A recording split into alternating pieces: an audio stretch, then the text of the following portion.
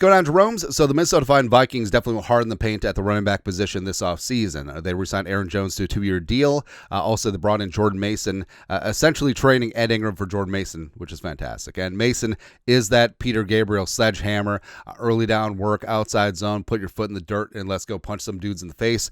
And it's smart because Jones, 31 December, and even though he set a career high for rushing yards last year as the Vikings running back one, keeping some tread on the tire, it makes sense. So now Mason, early down work, Jones, more passing down work. I think it's going to be a perfect combination. And also, this running back draft class was very prodigious. It's seen as like 2 running back classes stuffed into one. And even though the Vikings didn't have a ton of draft picks, as well as Mason and Jones in the backfield, ideally the Vikings would partake in the undrafted free agents who, in a normal draft, probably would have been drafted at some point day 3.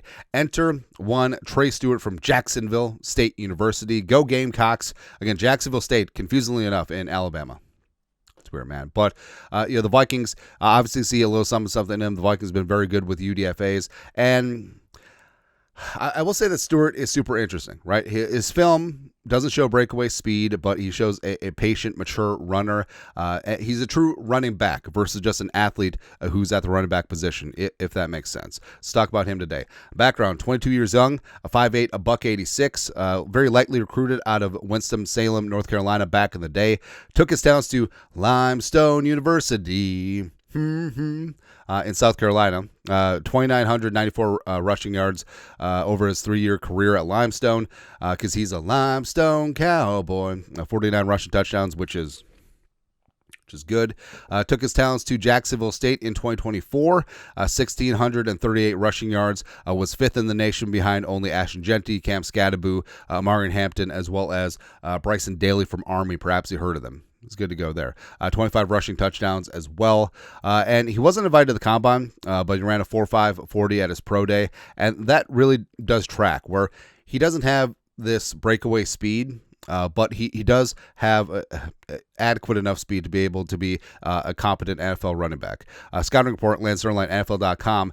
Draft projection, priority free agent. Stewart played only 1 season at Jacksonville State after starring at Limestone University, but he maintained his level of performance, posting 1,000-plus rushing yards for the 3rd consecutive year. He's undersized, but processes lane development quickly and is efficient in getting to his action as a runner. I'm just about that action, boss. He's below average as a 3rd down option, and his fumbles in 2024 were a concern.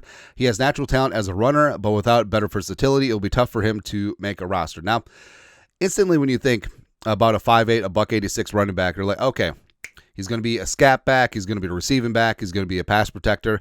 He's basically the opposite of that. Like he's Danny Woodhead without the receiving ability. But even that 5'8", a $186, he's basically more of a 1st and 2nd down running back. But I think that he certainly could grow and show into a 3-down role. He's got great spatial awareness, smooth, patient runner, sets up blocks well. Now you could say, all right, doesn't have that breakaway speed. You could talk about caliber competition as well. But remember, Jacksonville State's in Conference USA. They're certainly rising on up. Let's go. It does set up blocks well, where, as we said, he's a very mature, methodical runner. And I feel like just that innate ability, especially that spatial awareness, it's tough to teach. Right? Versus if you have a extreme athlete that's just back there being an athlete. You know, look at Ty Chandler would be an example.